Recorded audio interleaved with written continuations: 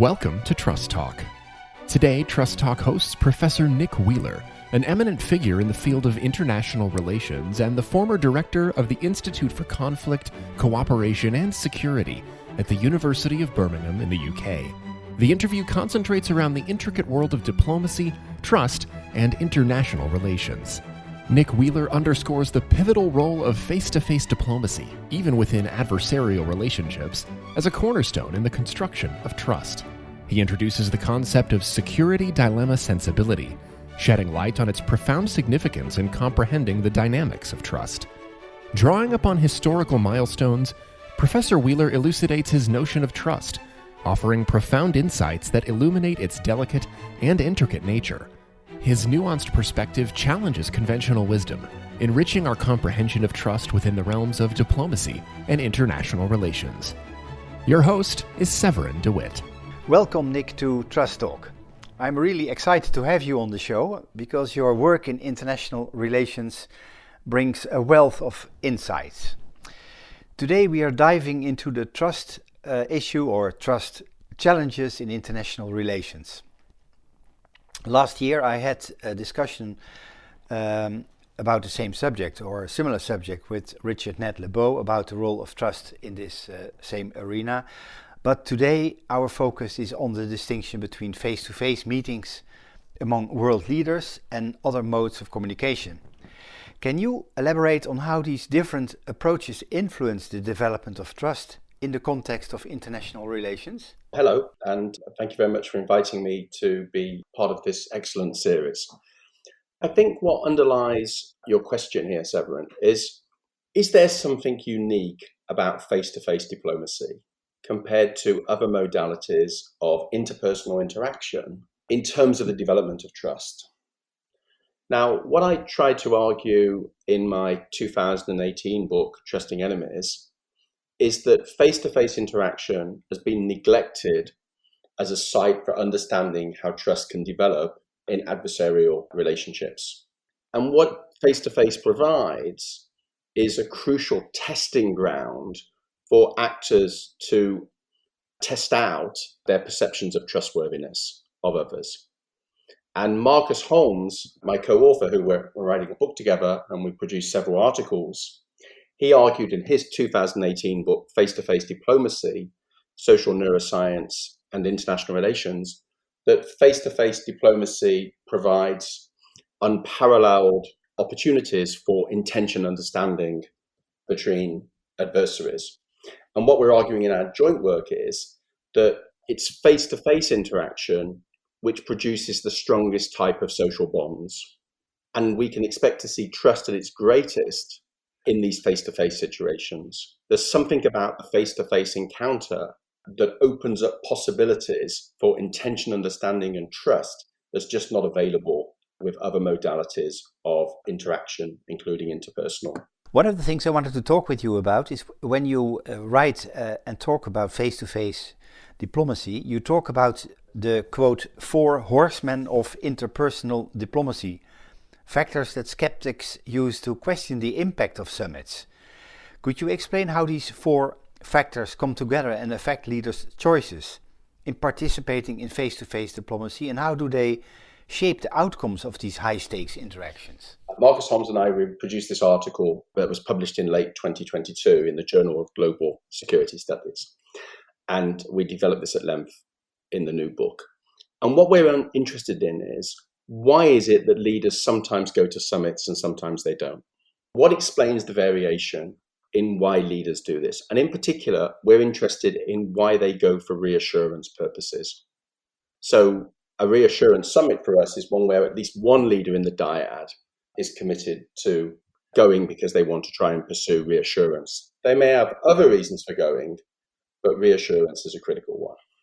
Now, the 4 horsemen argument is that there are a number of reasons why ultimately leaders shouldn't go and pursue face-to-face diplomacy unless the political interests are already aligned and all essentially the face-to-face is doing is just ratifying positions that are already clearly arrived at. Our argument challenges that. We think that often face-to-face diplomacy itself can change the way that leaders think about their interests. And it can do this because it can open up new possibilities for the development of collective identities.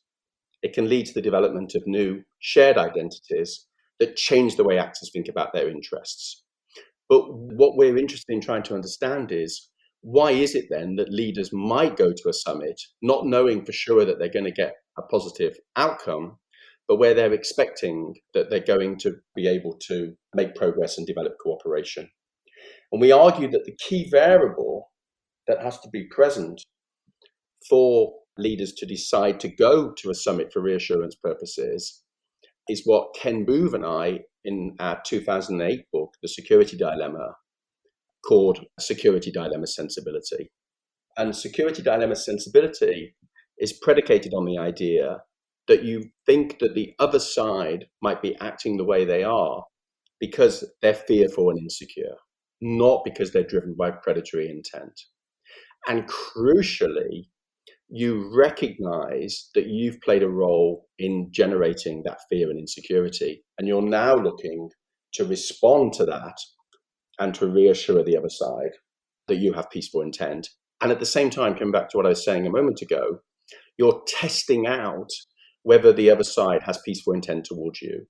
So what you're trying to do is you're trying to see whether they are capable of exercising security dilemma sensibility towards you, and whether your intuition or belief that the other side is behaving out of fear and insecurity, you're testing out your own intuition or belief, depending on how strong that is, of security dilemma sensibility. So we argue that this idea of security dilemma sensibility is critical to whether leaders get in the room or not in the first place for reassurance purposes.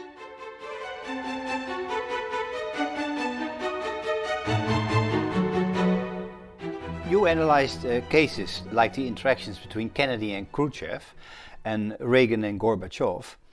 Can you explain how leaders like Kennedy and Khrushchev formed social bonds through text, despite the lack of physical presence? And what lessons can we draw from these historical cases for today's diplomacy, given the growing influence of digital technology in international relations? Yeah, this is a great question. So it comes back to kind of where we started. So for some people, you've got to have face-to-face interaction. You've got to have what Randall Collins calls bodily co-presence for the development of strong social bonds. But the question that Marcus Holmes and I were really interested in is it possible to generate social bonds, albeit weaker ones, because they don't have the face-to-face component? But nevertheless, is it possible to develop social bonds without this bodily co-presence that Collins talks about? Randall Collins, very important influence on our work. His 2004 book, Interaction Ritual Chains, being crucial here. And what Marcus and I wanted to do, building on Collins, is develop a theory of social bond formation. And we did this in our 2019 article in International Theory.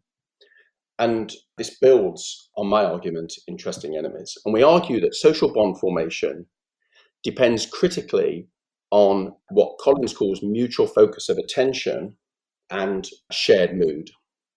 Now, for us, mutual focus of attention, we argue at the international level in relation to diplomacy, can be seen in terms of the development of shared security dilemma sensibility. So what's crucial is that I know that you're exercising security dilemma sensibility towards me, and you know that I'm exercising it towards you. And the shared mood component is absolutely crucial. And we explain this in terms of what we call the positive identification of interests and humanization. And humanization, the idea of seeing the other as a human like yourself, this moment of human connection, is critical.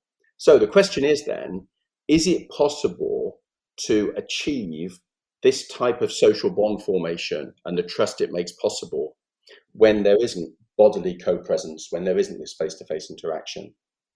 And we argue, drawing on a wide range of literature across disciplines, that it is possible to generate social bonds through textually mediated interaction, because it is possible through narrative transportation, through empathic connections that can be achieved through sending letters to one another. It is possible to create these conditions of shared security dilemma sensibility and shared mood without there being a face-to-face component. And we make this argument strongly in relation to Kennedy and Khrushchev during the Cuban Missile Crisis. And we show in an article that we published in the European Journal of International Relations in 2021, through a detailed analysis of the letters, how Kennedy and Khrushchev, during this crisis that brought the world to the brink of nuclear war, the closest we've ever been, how both leaders managed to forge a connection. And through that, we argue this was a crucial factor, not the only one, but a crucial factor in making possible a peaceful end to the crisis. And we argue that the evolution of this bond is even more important because Kennedy and Khrushchev went into the crisis having had a face-to-face encounter at Vienna in June 1961, which was a disaster, which led both of them to be deeply distrustful of one another. Then, of course, there was the crisis over Berlin. Later in 1961, in October 1961, the Checkpoint Charlie crisis.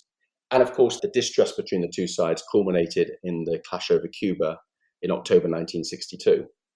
So it's all the more remarkable, given that they entered the crisis in a relationship of distrust, that they ended the crisis in a relationship of trust. Now, it wasn't a strong bond of trust, but it was enough trust to enable them to de-escalate the crisis.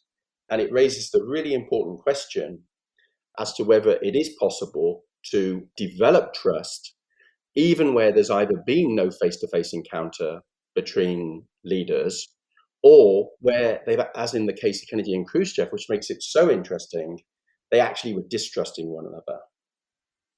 And I think this is why, just very quickly, I think this raises really profound questions for today. If we think about a future nuclear crisis involving more than two nuclear armed states, because we live in a multipolar nuclear space, imagine a nuclear crisis bringing together states like India, China, Pakistan, US, Russia, where leaders are operating with fear and suspicion of their adversaries. Will it be possible in a crisis situation like that to develop the kind of trust that would be necessary to de-escalate it in the way that Kennedy and Khrushchev did, without meeting face-to-face, because there won't be time for that? People will have to be interacting in a digital space. A question about Dostoevsky. In The Brothers Karamazov, he offers a cautionary tale about the reliability of signals for predicting future behavior. This story has intrigued scholars like Russell Hardin and Ollie Lagerspets, who discuss it in their works on trust. Could you tell us a bit about this story and its significance in understanding trust dynamics? So I talk about this a little bit in chapter 2 of my book, Trusting Enemies. Just to give some background, Dmitry Karamazov is a character in the novel, of course, and tells the story of a lieutenant colonel who oversees the army unit's money and is in the habit of lending the surplus to a local merchant, Trivanov. In a mutually beneficial, though illegal exchange, the merchant returns the money with a small profit for the colonel, having invested the money wisely. The problem, and this is the story is told by Russell Hardin in one of his books, where he explains that when the colonel is told that he's now to be transferred to another unit, he requests that the merchant return the latest installment of money. But now at this point, the merchant refuses because Trivanov knows that the relationship of mutually beneficial exchange has now ended. And now his individual interest is best served by keeping the money. And so at that point, the colonel, because it's an illegal transaction, of course, has little basis, and it leads to profound consequences in the novel. So Harding uses the story to argue that Trivanov was trustworthy just so long as there was some longer run incentive for him to be reliable in their mutually beneficial relationship. And this is where his idea of trust as an encapsulated interest comes in. But of course, the problem is that from the colonel's point of view, despite the repeated interactions being beneficial over a period of time, when the context changed, when the payoff structure of the game changed, the merchant felt no obligation to honor the colonel's trust. And what this shows crucially, and this is why it's so important for the wider points we're discussing, is that no personal bond had formed between the two men. So as a result, the only basis for Trivanov, the merchant, to keep his promises to the colonel was the financial interest they shared. And once that was gone, any basis for trust was lost. And this conception of trust is a calculative one. because it sees trust very much in terms of calculations of costs and benefits. Now, the story is of great import because what it shows, I think, is that repeated face-to-face interactions, such as between the kernel and the merchant, cannot prevent defection if the payoff structure of the interaction changes in a context where trust between two actors is grounded only in this individual calculation of benefits and risks.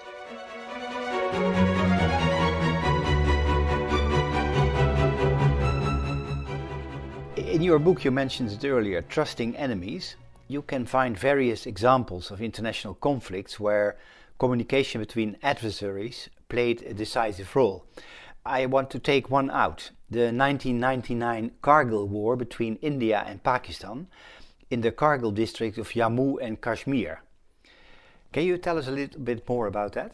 Yeah, I think this links quite nicely to what I was just saying, because the Indian perception of this period is that Pakistan betrayed India after the Lahore summit, which took place in February 1999. And the betrayal took place at Kargil when Pakistani forces infiltrated across the line of control and sought to seize territory at Kargil.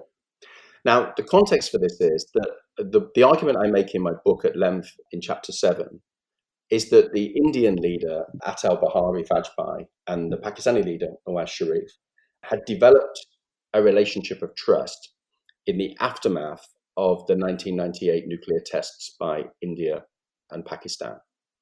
And it's a very interesting case because they had a couple of face-to-face meetings where the bonds didn't develop between them, where they were not particularly successful encounters. And then they meet again in September 1998 at the UN, a side event at the UN General Assembly. And this time, Vajpayee and Sharif hit it off. There is a connection between them, and this social bond formation that I talked about, this development of shared security dilemma sensibility, this positive identification of interest, the beginnings of humanization between them, we begin to see a bond developing. It's in this context that Vajpayee makes the historic decision to ride the bus to Lahore and to meet with Sharif in the fort at Lahore. And here they have a major breakthrough. Now, I argue in my book that this is an example of what I call trust of suspension, building on the work of Guido Mollering, who needs no introduction in a podcast of this kind. Guido's really important work on this idea of trust as suspension has never been applied to international relations, and my work is an attempt to try to explore that. And I argue that Vajpayee and Sharif is an example of this idea of trust as suspension. Now, Reagan and Gorbachev, which I talk about also at length in the book, is the best case of this. But Vajpayee and Sharif, I think, also exhibited this element of suspension. Now, what's important about suspension is you don't engage in any calculations about the trustworthiness of the other in terms of whether they're going to defect against you. You don't build that into your planning. In terms of the actor that you bonded with, you believe that they can be trusted in terms of their intent and integrity, and you don't engage in risk calculations. Now, I think this is what happened at Lahore in February 1999. One of the discussions around the kind of work that I've tried to develop around this interpersonal is that there are other actors in the bureaucracy and the decision-making process and wider society who may not necessarily share these positions of trust in relation to the other side. And this is certainly the case here because the Pakistani army continued to strongly distrust the Indians and were keen to try and seize territory because they felt that India had earlier seized territory against them over Siachen and so on, were concerned to try and seize territory. So there's then a really interesting historical debate about just how much Nawaz Sharif knew about what was going on. So for some people, he went to Lahore deliberately to lull Vajpayee into a false sense of security, which the Pakistani army then ruthlessly exploited. But for others, like myself, he was genuinely committed at Lahore to a new relationship, and India and Pakistan signed at Lahore some of the most comprehensive nuclear confidence and security building measures between the two countries to date, and which continue to exist. So the question then is, what happened when Sharif, the Pakistani Prime Minister, found out the Pakistani forces had gone across the line of control at Kargil? And this is a big debate. So Sharif himself, of course, claims that he knew nothing about it, that it was a deception that was perpetrated by the Pakistani military, and that he was not aware of it. What I argue in my book is that there was a moment where he was made aware of what was happening, and there is then a crucial question about what he then did. Now, one reading of this is that he couldn't do anything, that even if he wanted to do something to stop the Pakistani army, he couldn't. And this comes back to this idea that I develop in Trusting Enemies of what I call trust as capacity vulnerability, the problem that can leaders who make promises and commitments to other leaders deliver on it? And this is this idea of capacity vulnerability. So that's one reading of it. The other reading, which is less charitable, is that when the prize of taking territory back from India was dangled in front of Sharif, the payoff structure changed. So even if there was a social bond at Lahore in February 1999, had that bond broken down at the point at which the Pakistani army came along and said, look, we've made military progress here, we can hold this territory. And in that sense, did he then fall back into a situation like Trivanov and the colonel? This is why it's such an interesting story, where the payoff structure had now changed. The possibility of behaving opportunistically towards India and being the first Pakistani leader to recover territory in Kashmir was too powerful a temptation for him to resist, and he defected and broke his bond of trust with Vajpayee. Now, we will argue and debate about this for a long, long time to come, but I think it shows just how challenging it is to think about these issues and the kind of things that we need to think about when we explore these interpersonal dyads in the context of adversarial relationships. In an earlier interview I had with Richard Ned Lebeau, he discussed the distinction between trust among diplomats and trust among nations. He highlighted instances where diplomats from opposing states developed trust and even friendships, leading to positive outcomes. And he mentioned the one between James Goodby and Alexander Kerensky during the Cold War. Could you tell us about the significance of this particular individual relationship in shaping diplomatic actions and agreements? This really goes to the heart of what I was just saying. What I think has been critical about my work, both on my own and now with Marcus Holmes, has been this importance of emphasizing the potential of interpersonal dyads to change conflict situations.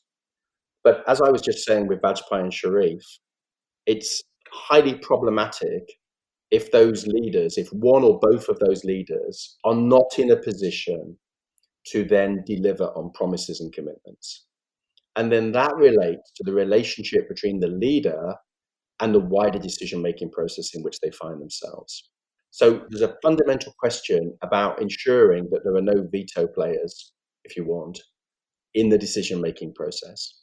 Because the problem often is that those actors that are suspicious or want to sabotage it have not been part of the bonding process.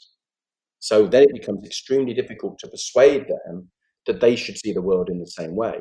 Because trust as suspension only exists, this is the point Ned Lebeau's making is a really important one, is that we do need to make an important distinction between trust among diplomats and leaders and trust among wider collectives. And that leads then into the second dimension of this, which I think is the fundamental problem of focusing too much on the interpersonal, which is the problem of aggregation. How does all of this scale up? This has been a point that's been made in a number of reviews of my book, Trusting Enemies, this problem of aggregation. How does it scale up? How do you embed trust so that it doesn't depend upon particular leader-to-leader constellations? The interview that you did with Ned Lebeau was very interesting, where Ned was talking about the importance of people-to-people trust building in the Franco-German context. And I think this is absolutely critical. What I've tried to do in my work and what Marcus and I are trying to do in our joint work is think about how you build a bridge from interpersonal trust to wider society trust so that it becomes embedded and it doesn't then depend upon particular leader-to-leader constellations. Otherwise, if you only base this argument around the interpersonal, then you're always vulnerable to the argument that we don't know what's going to come next. What the realists, particularly those realists who are completely dismissive of the possibility of trust in international relations, like John Mearsheimer and so on, what they would call the kind of future uncertainty problem. And the real challenge is how to disarm that future uncertainty problem, is to show how trust that develops at the interpersonal level, at the highest levels of diplomacy, can then be embedded and deepened within not only decision-making processes within the state, but also, and the bureaucracy, but also more widely within the society. And Ken Booth and I, in our 2008 book, we developed this idea of what we call embedded trust as a way of trying to think about that. And we, like Ned, we thought the story of the European project after 1945 is a fascinating example of this, where we have both top-down leadership and trust being crucial to the development of the process. Think about the relationship between Adenauer and de Gaulle, but also this people-to-people connections and the importance of the school children and the exchanges between France and Germany in the 50s and 60s being a really important part of that, as well as the wider economic interdependencies generated through trade in the EC and then later the EU.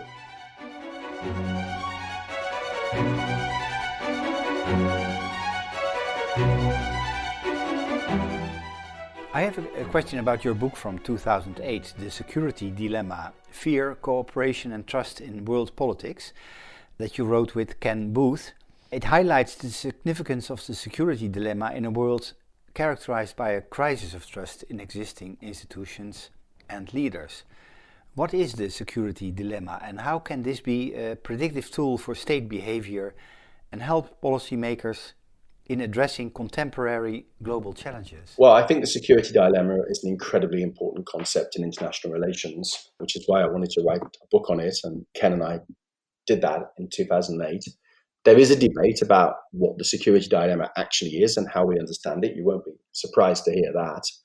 For me, the security dilemma, fundamentally a concept developed by John Hertz in 1950. For me, fundamentally, it's this existential condition of uncertainty that we have about the intentions of others. And that uncertainty, for some people, means that you can't have trust. It drives out the possibility of trust. This would be very much John Mearsheimer's argument. I would agree with Mearsheimer, there is this condition of uncertainty, but he would say it means there's no possibility of trust. We have to assume the worst. There's no escape from competition between the great powers. We'll be competing as great powers for as long as the international system is anarchic. But I've tried to go a different way in my work, and that's to really draw heavily on the argument that uncertainty is not incompatible with trust. And of course, if we think about trust research more generally, if we had certainty, we wouldn't need trust. So trust only exists in conditions of uncertainty. And that opens up a space then for thinking about the possibilities of whether uncertainty, rather than leading to security competition and driving out trust and leaving us with just distrust, whether uncertainty opens up different possibilities for developing trust.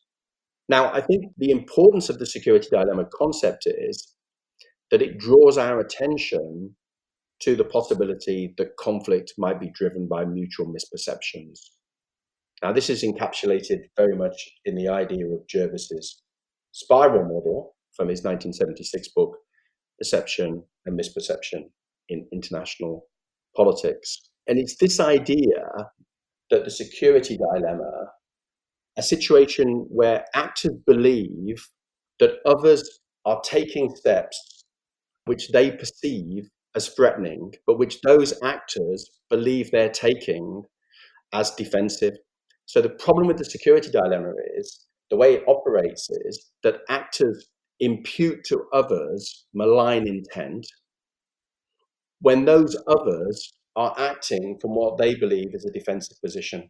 And this is why security dilemma sensibility is such an important concept, because it draws our attention to how our own actions might make others feel insecure when we believe we're taking those actions, not because we want to make those others insecure, but because we fear that they want to make us insecure. And so what security dilemma sensibility does is it opens up the idea that we need to put ourselves in the shoes of the other. And we need to understand that actually they're acting defensively as they see it because they're fearful of us. And what we've got to do is try and reassure them that we have peaceful intent and find out whether they've got peaceful intent towards us. And the spiral model is predicated on the idea, which Jervis told me in an interview in 2014, he sees essentially as synonymous with the security dilemma. The spiral model is predicated on the idea that if both sides could properly signal their peaceful intentions to one another, then they would recognize that there was a space for cooperation and potentially trust. So that's why the idea is so important. But it's very important at the same time to remember that not all conflicts are necessarily driven by the security dilemma.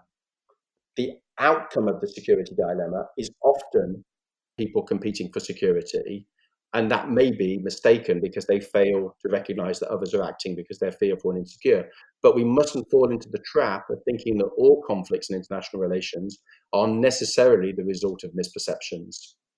And the security dilemma alerts us to the importance of exploring that, but it certainly doesn't say that all conflicts are driven by misperceptions. And empathy, of course, which is at the core of security dilemma sensibility, can be misplaced and dangerous, as Chamberlain found out when he went to meet Hitler at Munich in September 1938. And of course, Biden met with Putin in June 2021, and there was a lot of hope that this might be the beginning of a different kind of relationship and that there were possibilities going forward. And of course, within a few months, Russian forces were invading Ukraine. So I don't want to leave the impression that I think that all conflicts are driven by misperceptions.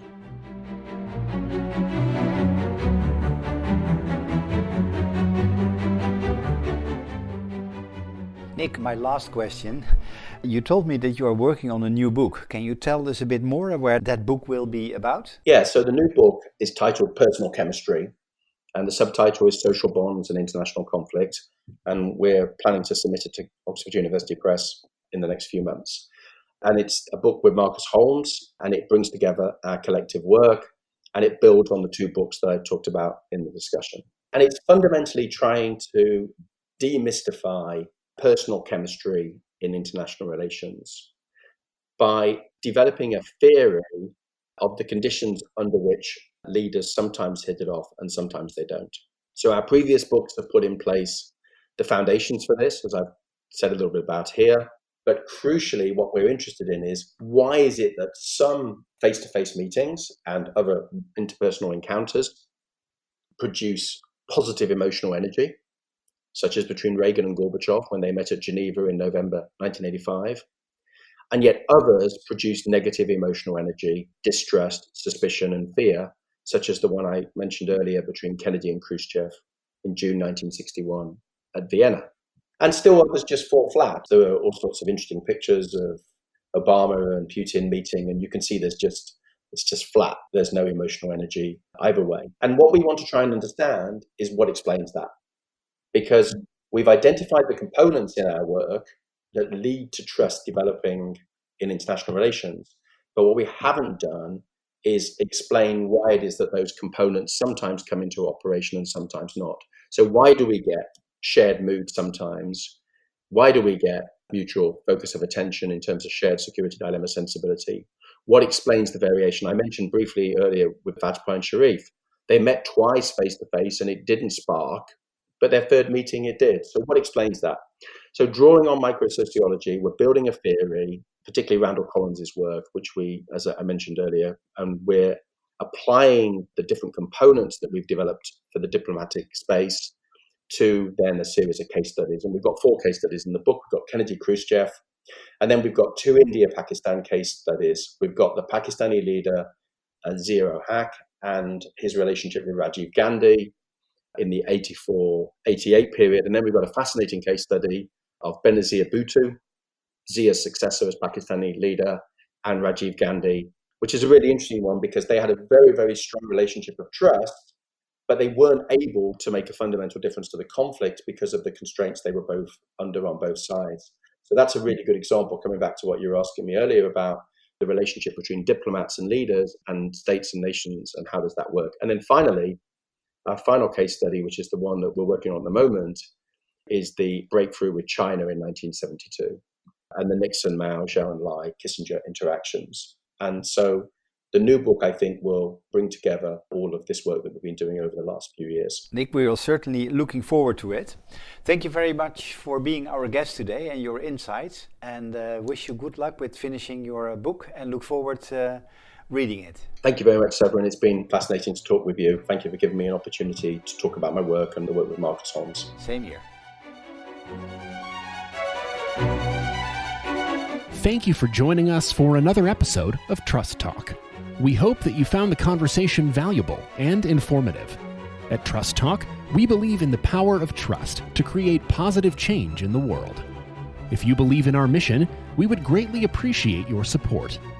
You can help keep Trust Talk going by making a donation on our website at trusttalk.co/donate. Every contribution, no matter how small, helps us to continue bringing you thoughtful and engaging podcasts. Thank you for your support and for listening to Trust Talk. We look forward to meeting you again for future episodes.